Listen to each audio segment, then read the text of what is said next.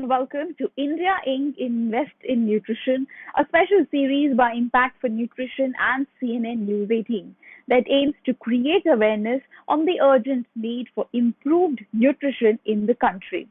In the previous episodes, we established the importance of the need for nutrition to be a focus area and India Inc.'s responsibility in bolstering the country's nutrition intervention plans. But it isn't all responsibility and goodwill that we are talking about here. Businesses stand to benefit from investing in nutrition too.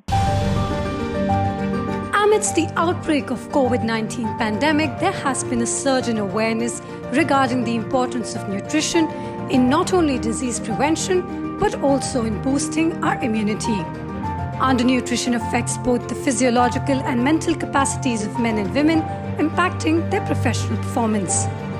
Therefore, businesses are making workplace nutrition a priority to foster employee mental and physical well-being, to improve work productivity, efficiency, and lifestyle habits.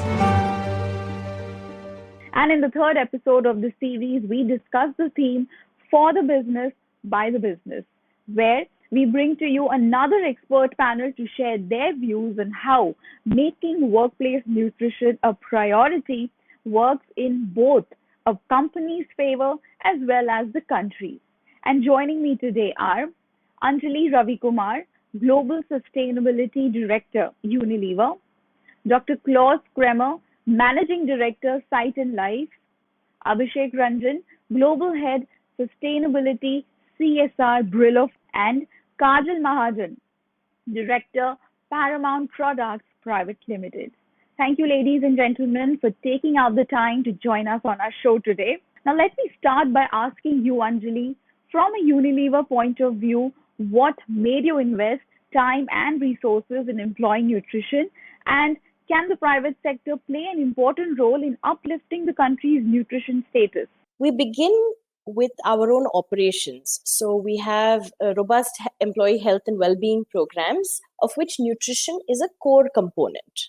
The next level at which we promote good nutrition is that of our value chain. So we work with suppliers and distributors, and within that, with select groups of suppliers who are particularly malnourished, such as tea plantation workers. And I'll talk to you about a program that we have that fits into that category. And finally, we seek to promote good nutrition is wider society. And here we impact through nutrition advocacy, as well as through CSR initiatives such as Prabhat. We work with communities outside of our factories as well as other rural communities. This forms a holistic strategy. For employees in particular, you know that there are many benefits that employees can enjoy from a program of health and well-being that supports their nutrition. To begin with, awareness of how nutrition can impact the health parameters, and we offer this through diagnostics as well as consultations to employees around what nutrition changes they can be making to impact conditions like diabetes, cholesterol. Then we look at we look at impacting families through workshops in communities, nutrition workshops. And we also support habit formation through changes in our canteens, as well as providing nutritional information in offices, such as, the calories for every meal. And that's something that's prompted me to actually reduce my intake of desserts at lunch. So can this impact society at large? Yes. But like I said, you have to design at multiple levels for it to add up to wider society impact. Now, coming to you, Dr. Claus, Site and Life is a humanitarian nutrition think tank working to innovate in nutrition towards eradicating all forms of malnutrition. So my question to you is, why and when did you decide to partner with Impact for Nutrition? We at Site and Life are a humanitarian organization that works towards the way nutrition is delivered to people who need it most. One of our core strengths is to achieve this in building effective public-private partnerships. You see, 58% of the world's population spends about 1/3 of their adult life at the workplace and has at least one meal a day at work. So we zeroed in workforce interventions. This is the central theme of the Impact for Nutrition platform, and we are very proud to be one of the founding partners. In fact, I'm quite certain that the platform introduced the concept of workplace nutrition in India for the very first time. And this is a very crucial element in the efforts to meet the government of India's ambitious Poshan Abhiyan targets, as it will engage the country's booming private sector as a key stakeholder in the social movement we are trying to create for nutrition in India. And must say, Sight and Life, with its strong values and partnerships, has solved outstanding nutrition problems. Now, coming to you, Abhishek, do you think it is important to invest in nutrition at the workplace?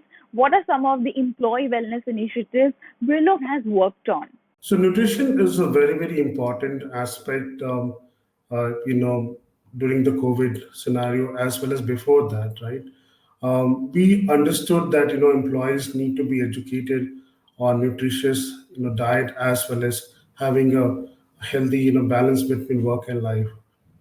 Technology industry, we spend more time talking to computer than anybody else, and it's very important that apart from having a nutritious diet, we also need ensuring that the employees take some time off during the day, have a schedule, also ensuring that they have time off from the work. Especially when you're not going on, still you need those time off. It's very important that while we have a nutritious diet, regime, also ensure that we have yoga sessions, fitness challenges. We have a very very a very very interesting concept called Be Fit, where employees are taking fitness challenge, and we are ensuring that each one of us are kind of taking good care. Also, we have EAP services for employees, because the overall well-being also needs sometimes counseling, talking to someone who are expert in health areas. We are also encouraging employees to take a timely check on their health parameters by availing their annual health checkup plans, etc. And every month we organize some kind of a talk series for employees to understand different types of requirements. We need to kind of ensure whether it's how to kind of rest your eye, how can you ensure different kind of nutrition for different activities, having a proper sleep. So at a very very comprehensive initiative we have taken for our employees. Well, those are some wonderful initiatives. And Kajal, now coming to you, how has joining hands with a platform like Impact for Nutrition helped in your workplace wellness initiatives? And what are your future planned initiatives with the platform? There are two areas where we kind of want to focus our nutrition and health driven initiatives. When we started doing these sessions, it was first to begin, we began it with the head office. And what we found was that when we focus it more on behavior driven aspects. So for example, we did yoga sessions, we did health nutrition talks, we did cooking sessions. These drove a lot of positive emotion from the, positive reinforcement and encouragement within the workforce. And, we also started kind of doing the one-on-one counseling. So kind of like what Anjali was talking about. We did a lot of the one-on-one counseling, and, we kind of took 50 top executives under our wing.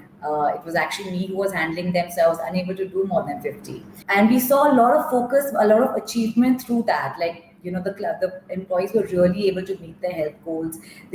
A lot of them had hypercholesterolemia, for example, and the cholesterol levels dropped down. They were very motivated. They themselves then became agents of change within their own departments. And it was really, really a very positive experience. And we felt like now we are, really wanting to make this entire initiative more company centric and go into the grassroots levels of the company as well, which is where I4 Nutrition came in. And Impact for Nutrition really helped, I think, in terms of, being able to hold these employee-driven sessions where we had a lot of training, we had education. We've been doing them since last year, and especially in the time of COVID, where people are feeling alienated, unsupported, mental health is going down in a big way. I find it in my own practice as well, and these kind of initiatives really kind of help people stay on track with taking care of themselves, with understanding and utilizing the time that we have at hand, especially through both lockdowns, especially through both waves, which was so kind of terrible. They really help to derive positive emotion. Well, it's great to see businesses take such initiatives for nutrition crisis in the country.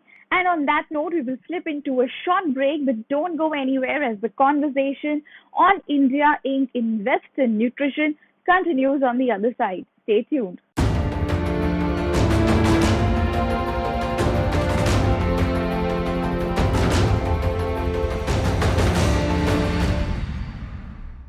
Welcome back. You're watching India Inc. Invest in Nutrition, where we are talking about the need to prioritize and promote healthy nutrition in the workplace.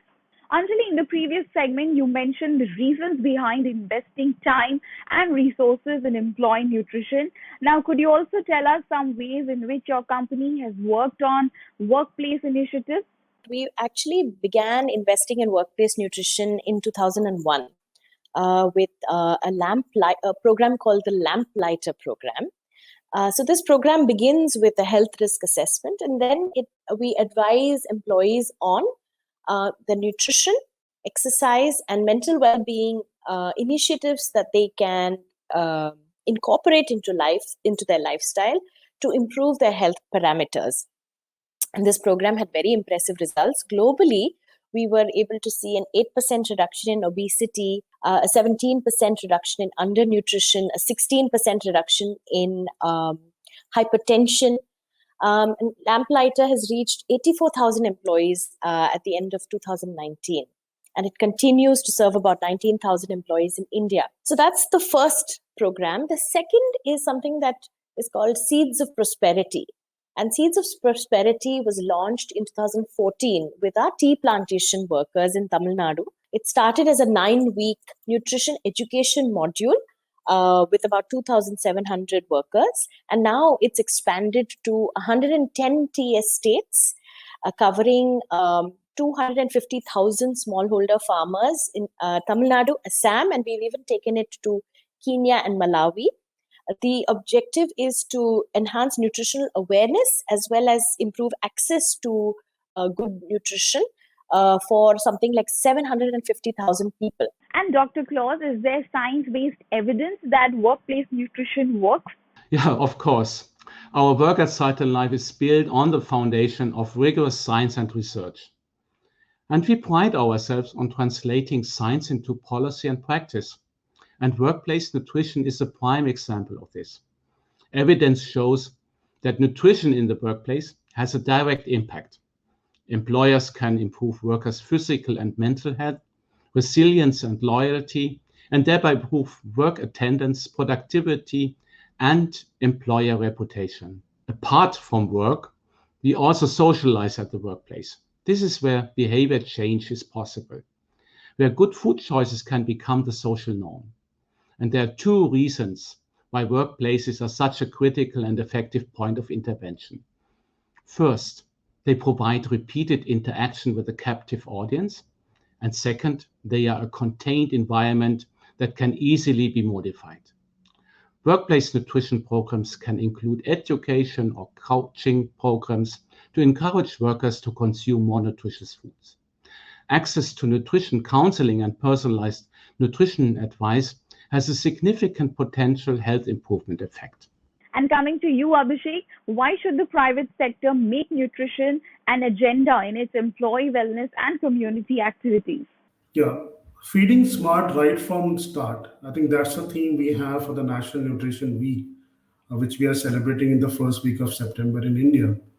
And the theme pretty much talks about how it's important for us to focus nutrition at the early stage of the childhood. Most of our CSR programs are focusing on children and the government schools across India. And the 52,000 children we are supporting from our CSR program, we have been ensuring that right from the beginning of our program, these children are educated, nudged towards having a healthy life balance. Considering the situation now we are in, nutrition can work when the children get a proper sleep. They need to be active physically, and also they need to have some digital time off. I think we are advocating these three things to the children in the schools where we are supporting. And we have seen the children are really, really, enthused about the whole idea. And we normally do quiz competition on sports, and we talked about how an athlete actually takes, what kind of measures they take to become an athlete. And these are the inspirational stories we share with our children in this government school. A lot of employees who are have been an athlete, have been a sports person in our company, they talk to these employees, these children, and they actually, give them a lot of pep talk to kind of ensure that their children are taking care of health and hygiene. Right. And employee wellness programs have huge benefits. We all know that now. It reduces elevated health risk, reduces healthcare costs, improves productivity, decreases the number of people who are taking leaves, and can improve employee recruitment and retention as well. Now, Kajal, how are you going to measure the impact of your initiatives on nutrition so far? In the public health domain, it's extremely important to be able to measure your results. I mean, even if we are a medium sized business, the idea is to be able to see our impact. And with our executives within the head office, it was fairly easy because we have WhatsApp groups which are running, and last year's group has basically become a group of runners now. And every single day, they post their running status, their progress, how much they're being able to do per day, what time they're being able to do it. So you can see that very clearly. It's very measurable progress. These are people who weren't exercising last year. So we've taken that up a notch with this year's initiative. And what we do there is that, executives are supposed to mention their amount of water that they're taking in, what time they're being able to wake up, whether they're being able to get their morning meditation and yoga in or not. And so it serves as a real sort of spot of encouragement for those who are being able to not do it, for example, right? Seeing their peers. And they see each other in the office as well. So it's a great kind of team building, like I mentioned earlier. So that's the way that we basically, see progress on a very kind of, in a very tangible way. Right. And well, before we end the conversation here, Dr. Claus, I want to know from you, what are some of the tools and interventions corporates can make easily if they wanted to take the first steps towards workplace nutrition? Nutrition programs can include subsidized nutritious food offers at work that are healthier options than, say, a deep fried samosa, or they can provide access to micronutrient supplements. The evidence for the health benefits of nutrition in the workplace is growing. Companies can look at a basic canteen where employees get access to good nutrition, and healthy food habits can be built with a real knock-on effect on their families. The Impact for Nutrition team has a number of excellent tools that corporate partners can benefit from. They can do customized menus for such a canteen, for instance, and there's the nutrition kiosk, where the employees can access nutrition information, counseling, and solutions, all in one place. We can also learn from examples in other countries too. In Bangladesh, for instance, providing fortified rice and supplements to women garment factory workers reduced anemia and other ailments among them, which in turn reduced absenteeism and led to increased output for the factory. We at Cytel Life are very proud that Impact for Nutrition reached the milestone of 200 private sector partners last week. I strongly believe that if more companies from the private sector join hands with the platform, everyone can benefit hugely. The individual, the business, and the country. Absolutely. Well, that brings us to the end of this fascinating discussion. I'd like to thank all my panelists for being on the show and sharing those valuable insights on workplace nutrition and its importance. Investing in nutrition makes good business sense, and therefore, India needs more and more private sector companies to come forward and join hands to end the problem of malnutrition in India. And if you would like to become a part of this movement, you can log on to impactfornutrition.in and know more about workplace nutrition programs and initiatives. That's all we have for you today on this episode. For more updates, keep watching CNN News 18.